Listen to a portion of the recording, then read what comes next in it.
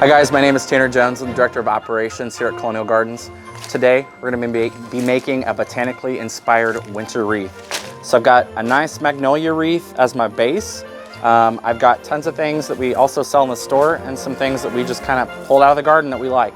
So we're going to start out by just kind of proofing, and I'm going to show you how I finagle my picks and get them in there the way that I want. So I always start out with something super simple. So I'm just going to use some of this dried grass. I like it. It's just got this nice wispy texture. And I start by making groupings. So I always start at the top and I'm going to work my way down. So this wreath is designed to last you all the way through the holidays. You can embellish it. Again, we have lots of ornaments here at Colonial. We are going to add a ribbon there at the end. But I really wanted this wreath to go a long ways. I pulled some Caryopteris, just kind of had some nice texture. So I'm just going to group that with it. And then a little bit of hydrangea here. This is off of Hydrangea Quickfire. I'm going to put some of those together. And what we're going to do is we're going to do a nice little swag along the base of this wreath. So I'm going to start out by using my wire, and I'm going to make a little bunch. What we're going to do is we're just going to bunch this together, and then we're going to wire it on. And by the time I get this in here, you'll have no idea that this is behind the mechanics of the wreath. So I want this to kind of flow along the base. So I'm going to hide it with some of my leaves.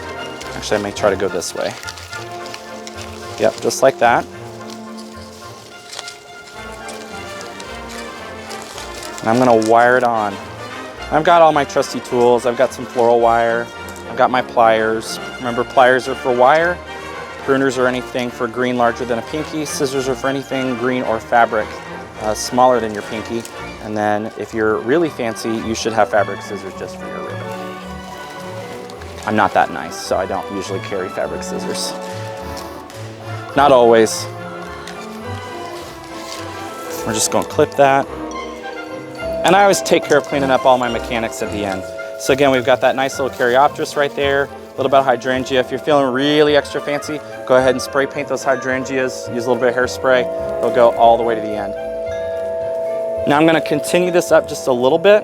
I like to go at my angles, and I'm really just wanting it to go along the base. I don't want it to go all the way around. You can go all the way around, but who's going to notice that? People just kind of notice the top portion. So I'm going to finagle this right here, just to kind of go there.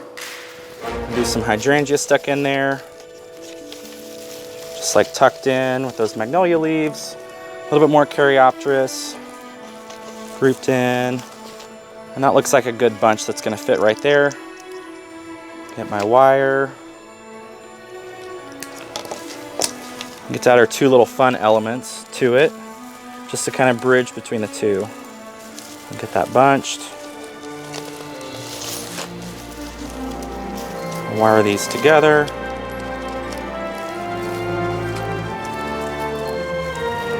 I also like being able to save wreaths from year to year. So something I'll do, like if I'm having a holiday party, I will add something super scented to it. So like pomegranate or citrus, cut citrus. Or I'll add Fraser fir, because Fraser fir is super scented. And I'll just kind of add little groupings of that. That way as people are opening up your door, they'll smell that. And it's just very welcoming and gets you ready to party for the holidays, I guess.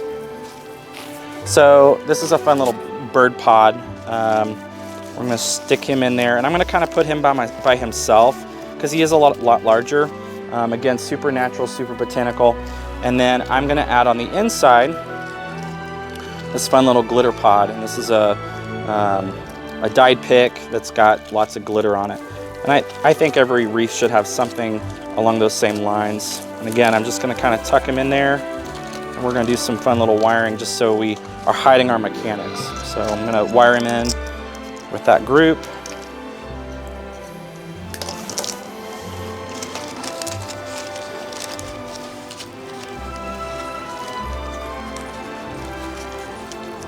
And we will have lots of live cut wreaths at Colonial here in a few weeks. It's just still a little bit too early for them. My favorite classic cut wreath is just Fraser fir. I think Fraser fir holds the longest. It has the best fragrance, has the best color.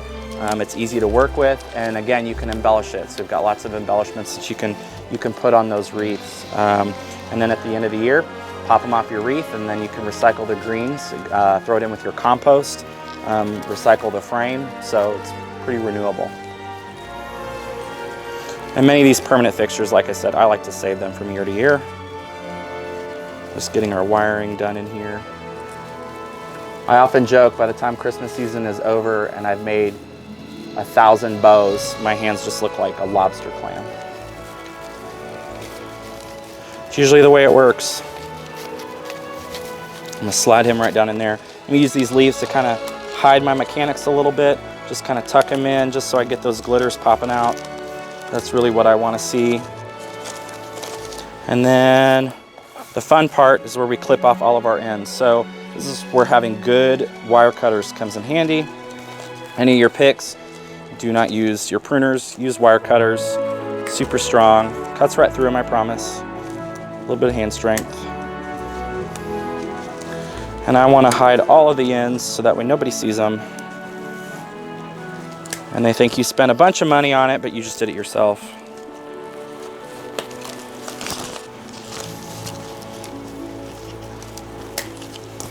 And we're going to finagle a little bit.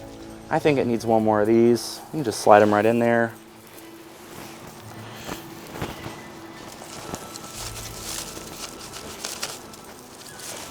You just got to be careful not to break anything. There we go. So we got that nice fluidity between everything. So then the last thing I do is I do a little bit of a shake test. So this is obviously the bottom of my wreath. So I just want to make sure that it's going to endure when the wind blows. So I always shake it, or kids slamming the door. That just means that I'm checking my mechanics. And then at this point, when it's behind me, I can make sure that I've got all of my wire hidden, and so it's not going to scratch my door. The last thing I like to do is we can do either a bow or we can just do a simple loop. So this is one of my favorite velvet ribbons from D. Stevens. And a lot of times when I do a wreath, I'll just hang it very simply with a ribbon instead of doing a traditional bow. We can do a traditional bow, but when you're hanging it just like that, just goes right behind the door, and then it's just super simple and elegant. It's a great way to show off an awesome wreath for the holidays. If we did a bow, be one that we could do right here. I prefer this brand of ribbon just because I think that it ties a lot easier. So we can do just like a simple 2-knot bow. I had to learn this in college, and my boss used to make me do all kinds of them. She did hers very differently than mine. I still like hers more than mine most of the time. It's also hard to teach a left-handed person how to do ribbon whenever everybody else is right-handed. You got to make sure all your loops are the same length.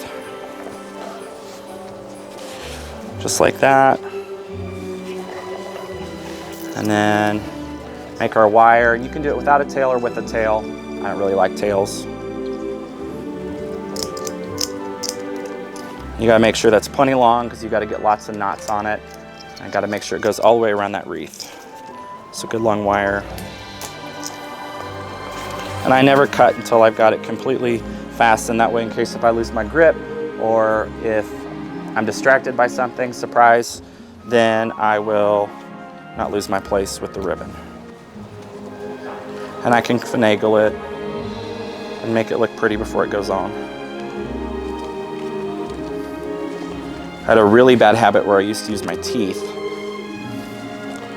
to clamp down on them, and that's not a good thing. I don't recommend that. That'll last for about one season of doing bows.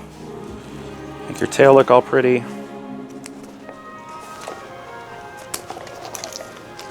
And then finagle all the loops. Make them all center. And then you can just tuck it right down here at the bottom, or you can do it at an angle. Again, just hide your mechanics.